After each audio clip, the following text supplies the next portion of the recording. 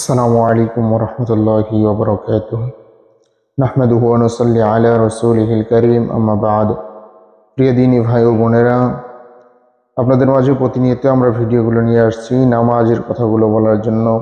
নামাজে কি কি সুন্নাত কাজ রয়েছে, নামাজে কি কি ফরজ কাজ রয়েছে, নামাজে কি কি ওয়াজিব কাজ রয়েছে, এই সমস্ত কথাগুলো নিয়ে আমরা আপনাদের মাঝে প্রতিনিয়ত এসে থাকি।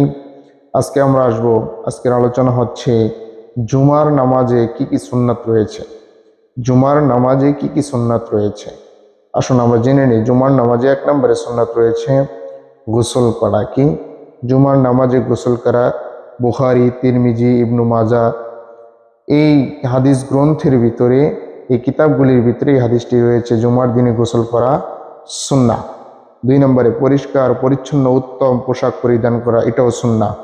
3 নম্বর আগে আগে মসজিদে যাওয়া, এটাও সুন্নাহ। 4 নম্বর পায়ে হেঁটে মসজিদে যাওয়া, এটাও সুন্নাহ।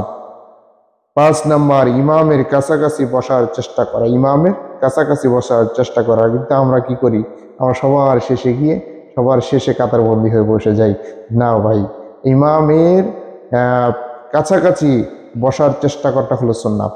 6 নম্বর কাতার পূর্ণতার কারণে সামনে জায়গা যদি না থাকে তাহলে মানুষের ঘাড় ভেঙিয়ে সামনে না যাওয়া। কেউ কেউ আছে দেখা যায় যে সামনে কাতার লোক অনেক বেশি, কিন্তু সেইখানে গিয়ে আপনি ওইখানে জোর করে এখানে গিয়ে বসবেন না, এটা করবেন না। এটা আল্লাহ রাসূল সাল্লাল্লাহু আলাইহি ওয়াসাল্লাম করতে বলেননি। যেখানে আপনি জায়গা পাবেন মসজিদে গিয়ে ফাঁকা জায়গা, সেখানে বসে পড়বেন। 7 নম্বর অনর্থক কাজ থেকে বিরত থাকবেন। অনর্থক কোনো কাজ করা যাবে না, কারণ আল্লাহ সুবহানাহু ওয়া তাআলা বলছেন ওয়াল্লাযীনা হুম আনিল লাগবি মুআরিদুন। আল্লাহ সুবহানাহু ওয়া তাআলা বলছেন অনর্থক কথাবার্তা থেকে মুমিনরা বিরত থাকে। এবং 7 নম্বরে অনর্থক কোনো কাজ করা যাবে না। 8 নম্বর মনোযোগ সহকারে খুতবা শোনা, মনোযোগ সহকারে খুতবা শোনা। 9 নম্বর জুমার দিন সূরা কাহাফ তিলাওয়াত করা। সূরা কাহাফ তিলাওয়াত করলে কি হয় জানেন?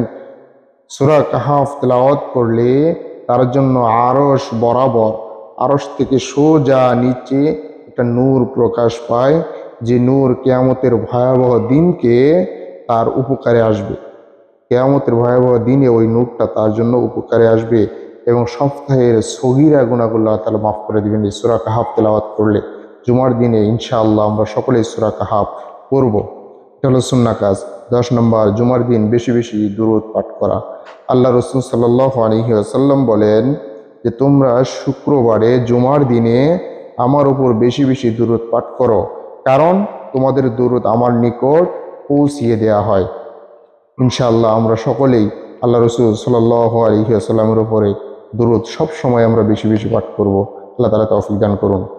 11 নম্বর জুমার দিন মাথায় তেল এবং আতর খুশবু লাগানো সুন্নাত। এটা বুখারী শরীফের হাদিস। জুমার দিনে সাধ্যমতো পরিপাটি হয়ে আমাদের আতর হোক, খুশবু জাতীয় হোক, মানে সুগন্ধি জাতীয় কিছু ব্যবহার করাটা আমাদের জন্য সুন্নাহ আল্লাহ রাসূল সাল্লাল্লাহু আলাইহি ওয়াসাল্লাম বলে দিয়েছেন। আল্লাহ সুবহানাহু ওয়া তাআলা আমাদের সকলকে এই জুমার দিনের সুন্নাত নামাজগুলি, এই সুন্নাত আমলগুলি করার তৌফিক দান করুন। সকলে বলেন আমিন।